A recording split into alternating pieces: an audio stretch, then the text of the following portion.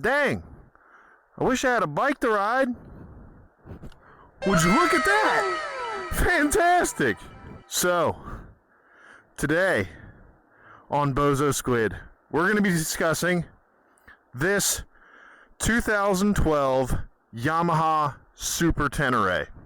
This Super Tenere is my personal bike. I just got it after getting rid of the DR650. If you watch my last video, you'll see that DR650 wasn't my favorite bike. So I sold it and got something a little more substantial, which is what we're seeing in front of us. So we'll go over everything, check everything out, and see if it's going to be that one bike that I love enough to keep for longer than a month or two. So I think first what we should do is we should go over the year and how much you can get one of these for and kind of break that down a little bit. So in my area used, you can get these for around 5 to 7 based on, mileage, wear, stuff like that. As you can see, this one's in pretty decent shape. The only thing you can really see that's wrong with it, or that I have found that's really wrong with it, is I guess somebody tried to break in here before and the key lock was broken off, so that's why these rock straps are here, just holding everything together. All right, let's start talking about the specs. And then after we talk about the specs, we'll talk about what modifications have been done to it, and then we'll give it a little the good old sound check, take it out on the road, and see how she does. The tires are Shinko 705s. They're obviously aftermarket. They're actually quite new. I haven't seen how they do off-road yet, but on-road, I know the 705s are pretty good because I had them on my Tiger 800, and they did wonderful on-road. So we will have to check the off-road capabilities at some point. The front tire is a 110/80/19, and as you can see, the spoked wheels are tubeless, which is really nice on an adventure bike.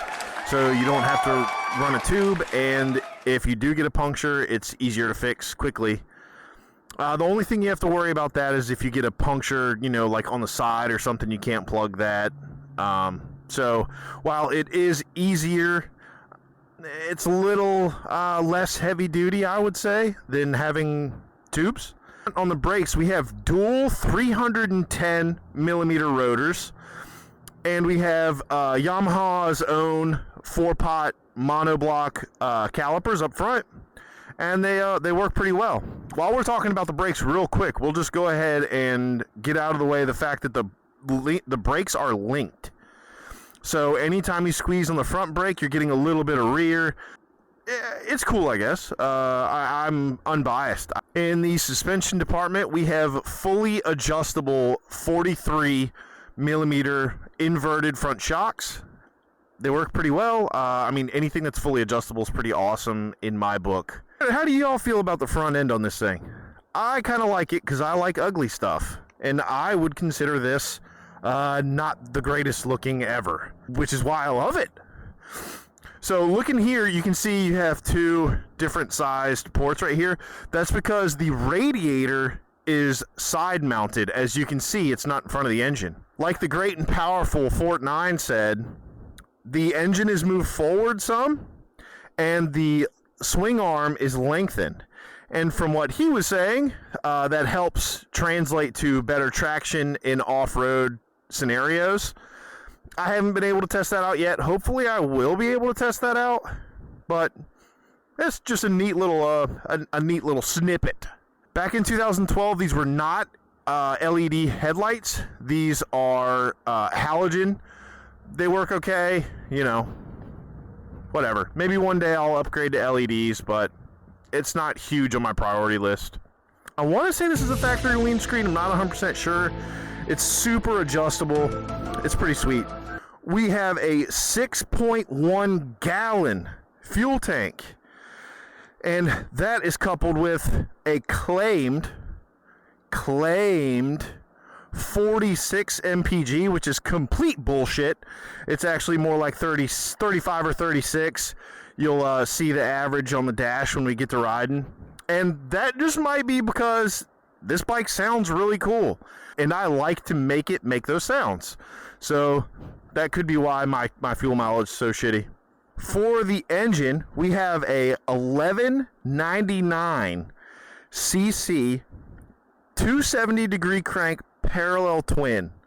I just want to note that it has an 11-to-1 compression ratio, and it is a dry sump oil system. And this bike makes 108 horsepower and 84 pound-feet of torque.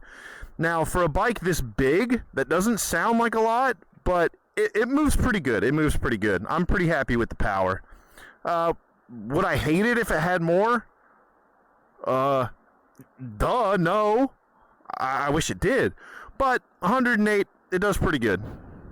It has a 6-speed transmission with a hydraulic clutch, which I am liking. I like to see that because I am, as everybody knows, a die-hard KTM boy.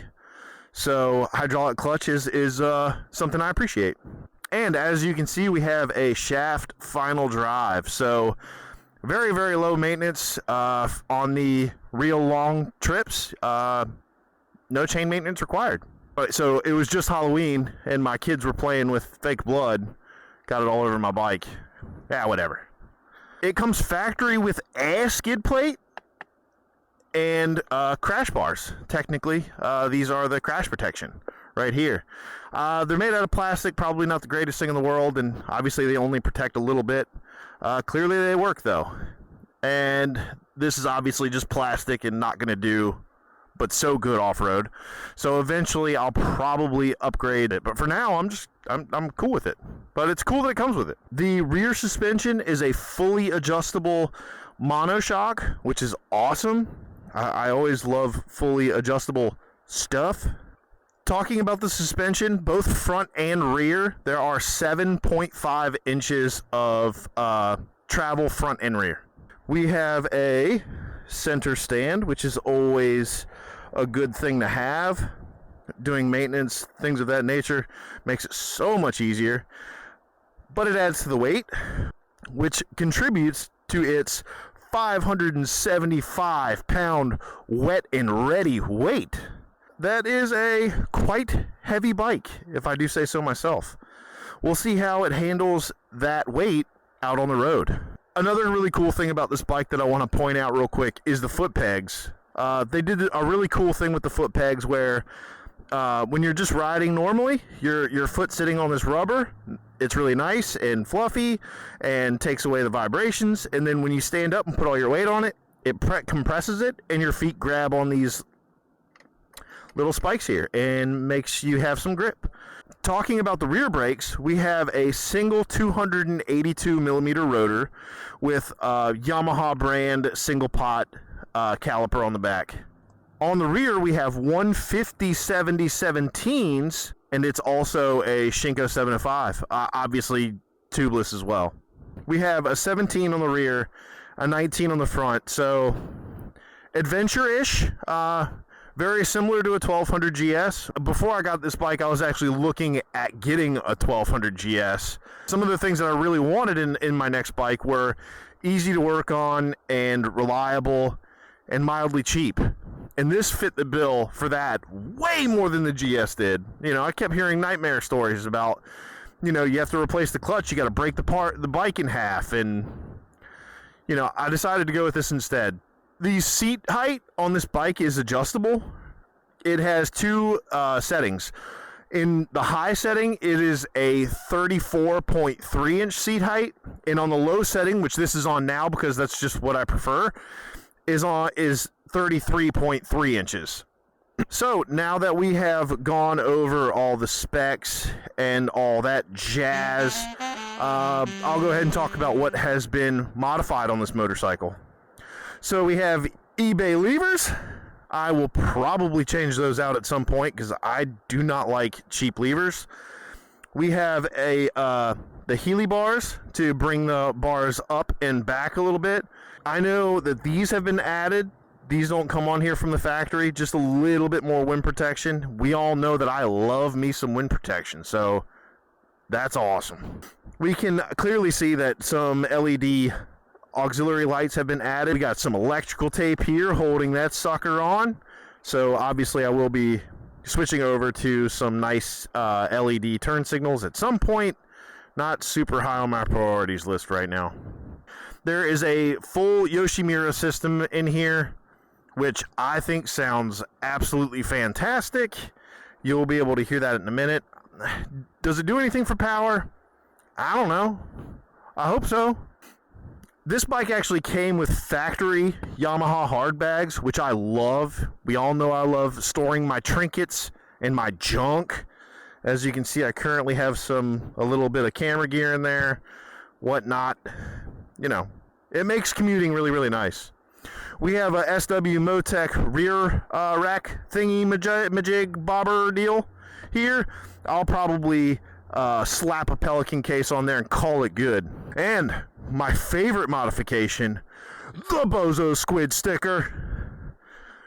You can get those. If you want one, hit me up. I'll get you one. I'll get you a few of them. And the last modification that is done is this Sergeant seat. To be honest with you, it's not really my favorite. I kind of want to get a factory seat to replace this with. Honestly, just so this looks the same. Like, these two patterns being different drives me nuts for some reason. And I just want the factory seat to be there. Let's sit on the sucker and see how it feels. Right when you sit on it, you can't really tell the weight. Like, you can tell it's there, but it's not insane. You're not like, oh my God. They did a really, really good job of keeping the weight pretty low. I am a super beautiful 255 pounds, 6 foot tall with a 32-inch inseam. And I can not only flat foot this, but I have a decent bend in my legs and can put my feet out a little bit if I want to. Oh, shout out to my JK forefronts doing all the work. They are awesome. Flat footing it is not a problem for me. It might be for some very, very short people, but I think this is a good bike for many. I'll say many. Many's probably makes more sense. All right, so let's fire it up here and see how it sounds and whatnot.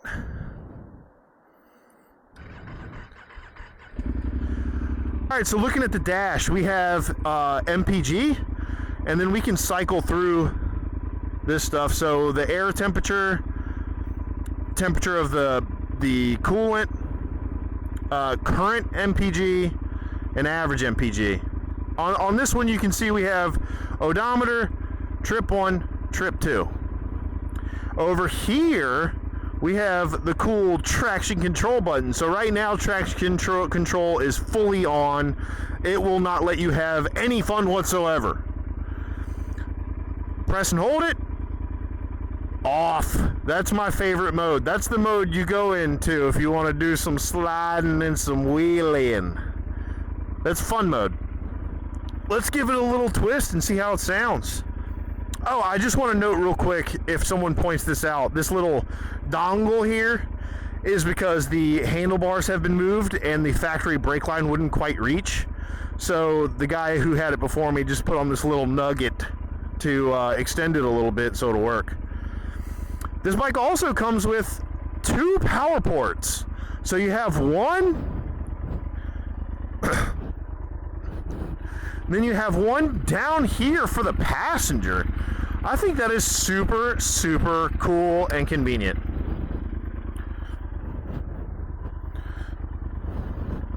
Well, let's see how this sucker sounds a little bit. Daddy-like.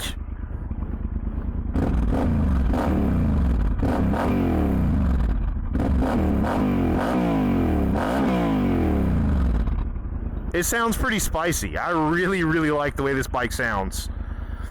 Alright, so I think there's nothing else to do but to get our butts on it and take it for a rip and see how it does on the street. So let's go.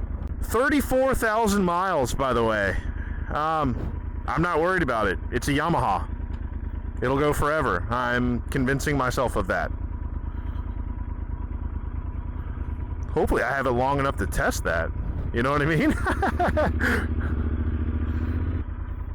Oh, also, while we're sitting here, I forgot to mention, this bike also has, if you over here see mode, you have sport and touring, which just this toggle right here, you go from touring to sport, to touring to sport, super easy. I leave it in sport. The touring is honestly kind of boring, and it's just weird. It's weird for me. This bike also came with grip heaters, and they work great. On high, they will get your hands very, very toasty. Oh yeah. Oh yeah, she sounds real good. So I think the first thing you would notice while riding this bike is, you know, slower speed anyway, just how heavy it is. I mean, once you get moving at all, it disappears. Like, it is quite manageable. Also notice how easy going it is. This bike is very easy to ride at a leisurely pace. So just like chilling and cruising, it does that well. You kind of have to make it sound rowdy. Like, otherwise it just seems very tame and calm and collected. You have to ride it like you're on a KTM for it to sound pretty cool. But I like the duality of its personality. I really, really enjoy that.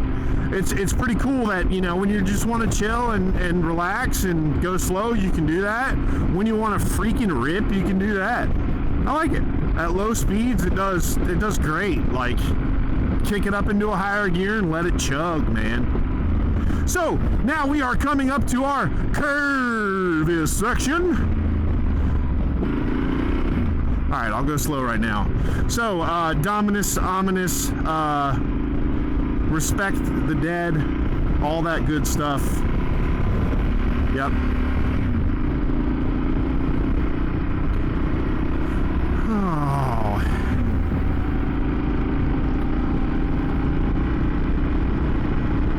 All right, coming up on some curvies. So one thing you definitely notice is that this bike wants to just fall into the corner, and that is very surprising at first, and then after you get used to it, you actually really like it. The fact that it falls into turns makes it extremely effortless to turn. So after a while, you get super used to it, and it just seems easy and very fatigue-free.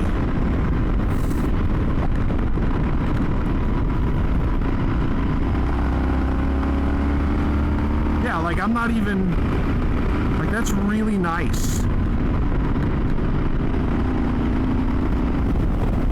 Now the transitions might be a little slow because it's a heavy-ass bike, but it's not too bad. You definitely won't see me with this on the track, I can tell you that for free. I was looking for a bike that was reliable, easy to work on, but that could go off-road some. Like, I'm not gonna spend like most of my time off-road or anything. That also had enough power to get me in a little bit of trouble. And I'm not gonna lie, for a good minute or two there, I was looking at getting a 1200 GS, like a, you know, between 2005 and 2008 1200 GS, and I think that would have been a really cool bike. But I ended up finding this one for a better price point, newer, with less miles. So I mean, I think I kind of had to, right? I was hesitant to get this bike because I want to say it was 2 years ago at the Adventure Expo, or not the Adventure Expo, the Overland Expo. A buddy of mine tested the brand new Super Tenere, and I'm not gonna lie, it was one of the most boring motorcycles I've ever ridden. Maybe because it had the factory exhaust, but good lord was it boring. So when I had the proposition to get this, I was like, ugh, it might be a little too boring for me.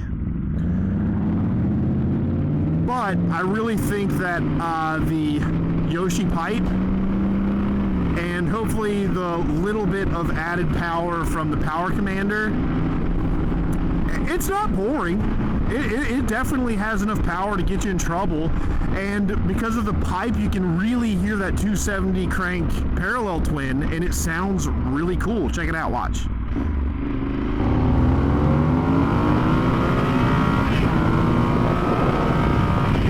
Yeah, it sounds good. I like that.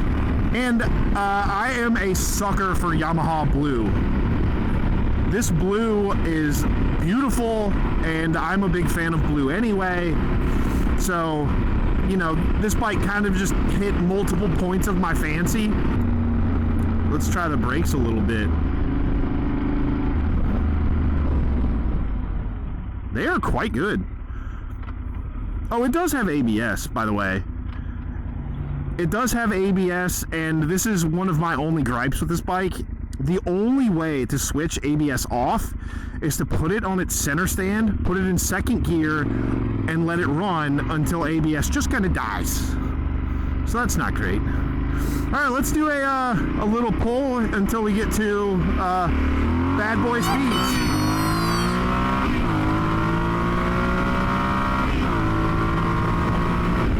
Man, she's no slouch, that's for sure. Like, I have fun with it. Did you notice in first gear, traction control was coming on and off, preventing a wheelie?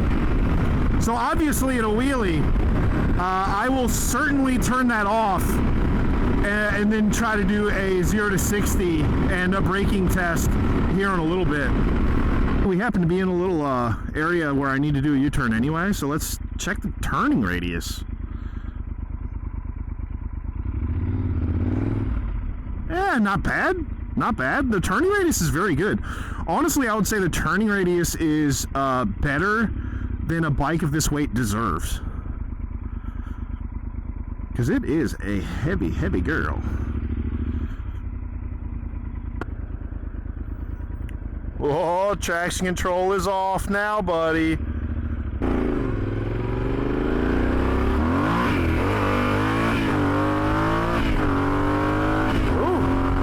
back end stepped out there for a second. Back tire must have been a little wet. This cluster is honestly probably one of my favorites. There's only one thing that I really, really wish this gauge cluster had, and then it would be close to perfect, is a gear indicator. There's no gear indicator, which, you know, obviously isn't the biggest deal in the world. It just makes it really, it's just a thing where you kind of go, look at it and go, you know what, that's really nice. Odometer's super big, easy to read. I like the average MPG there. It says the time, it says the wrong time. I need to change that, but it does say the time. And then we do not have a slide bar stupid thingy. We have a real analog tach. And to the right, the turn signals are really big, so when you forget to leave them on, and I do regularly, it's not too much time goes by before I go, oh, I'm a dumbass, and turn those off.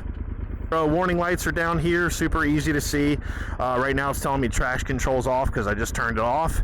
And yeah, so I love the gauge cluster. We are getting on the highway. So we're gonna give it some beans when we get off of there and see how she does.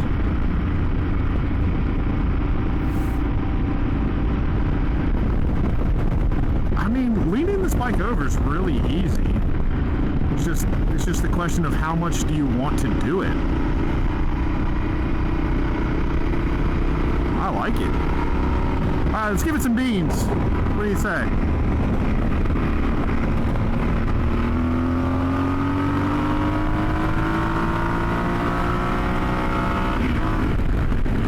Yeah, no slouch. All right, we are in top gear now, going a leisurely pace. And the wind protection on this bike is absolutely wonderful. The only place I'm really taking wind are my arms, and the wind is exactly hitting like the top of my helmet. Probably will end up getting like one of those little windscreen spoiler thingies just to try to keep it more off my helmet, because to be honest with you, the Bell helmet that I'm running is pretty noisy anyway. So anything I can do to prevent that is just really nice.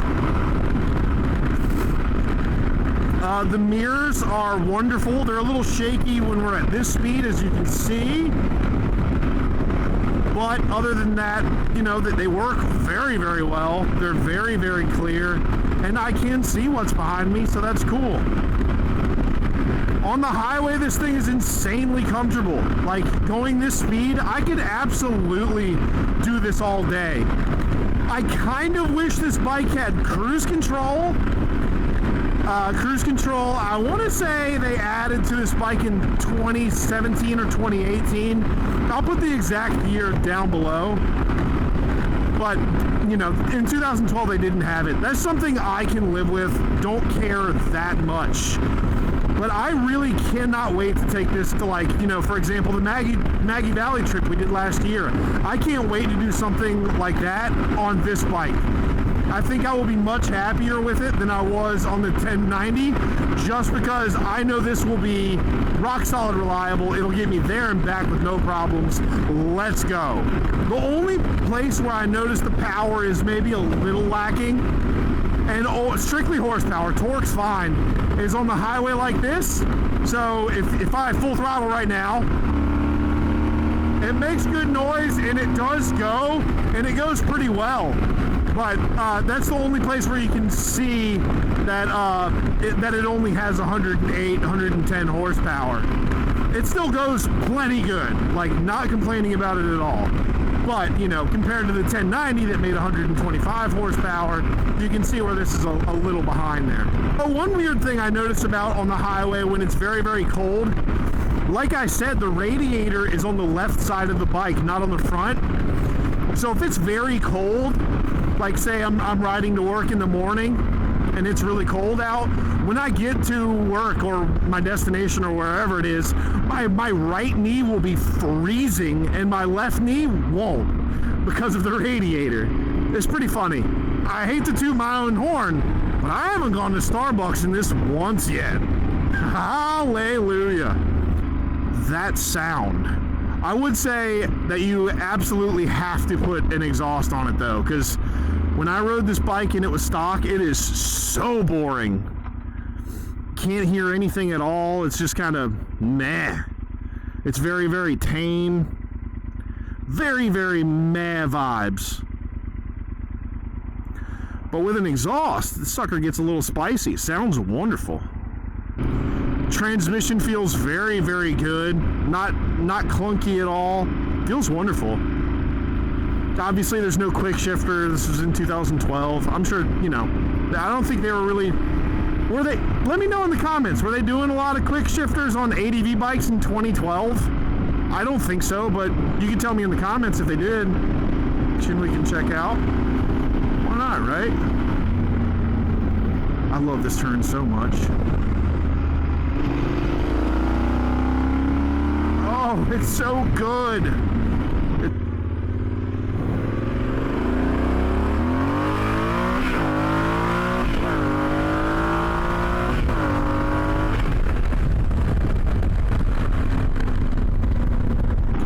While we're looking for somewhere to do a 0 to 60 and brake test, let's talk about our ranking system. So, in the looks department, aesthetically, I'm going to give it a 6, like it's nothing special. Actually, I'm sorry, I'm going to have to give it like a 5, because it's really nothing special. It is boring as shit looking. But it doesn't look terrible, it just doesn't look like awesome. So, 5. Practicality? Dude, this bike's mad practical, dude. It's got bags, they can go off-road. So for practicality, I am going to have to give it like an 8.5. Maybe even a 9. Let's go with 9, actually. I'm gonna give it a 9 for practicality, because it's practical as shit. So versatility is also a 9. Like, you can do anything with this bike. You can ride this bike to work and back every day, like I have been. You can take it for very, very long distance trips, which I plan to do. You can take it off-road, which I also plan to do. This bike does it all, baby. 9 for versatility. Fun factor. it does wheelies. I mean, it has a lot of torque and a lot of power. Like, I wouldn't say a lot of power. It has a lot of torque and good power, okay? So, and it handles pretty good for what it is. So, for fun, I'm going to give it like a 7. We'll go with 7. So, overall, how would I rank this bike? Well, it's quite fun. I know it's going to be reliable. It's comfortable as hell. It's versatile. It's practical. It is all the things that I wanted in a motorcycle. So I'm going to give it a 9. This is going to have to be top of the list, just because I obviously have had like the KTM 1090R, stuff like that. And that was a good bike, but the reliability wasn't there. The parts are insanely expensive. So I think for that, I'm going to have to rank this one higher. So this is going to be a 9 overall, man. I really, really like this bike. And hopefully I have it long enough to do a long-term review. All right. 0 to 60. 3, 2, 1. Ooh, it likes wheelies.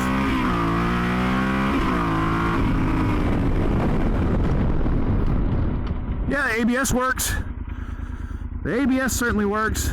The brakes, they're okay. They stop the bike pretty quick, but it is heavy. So you definitely feel it when hard braking. You definitely feel it when hard braking. I think I could have done a better 0 to 60, but it was just immediately trying to wheelie. So, whatever. You can look and see how quick it went to 60. It's pretty quick. I want to point out that today is my 11-year wedding anniversary to my beautiful wife. So, clap your hands, say congrats in the comments, whatever. But it is a pretty big milestone. Like, it's pretty crazy. 11 freaking years. I guess that makes me officially old. And with that being said, to all 12 people that watch my channel regularly and watch everything I put out, and to all 4 people that make it to the very end of my videos, thank you so much. I'm not going to tell you to hit the subscribe button, because I know that if you want to, you'll do it anyway. So thank you so much for being here and checking out what I have to say, and peace out. Bye!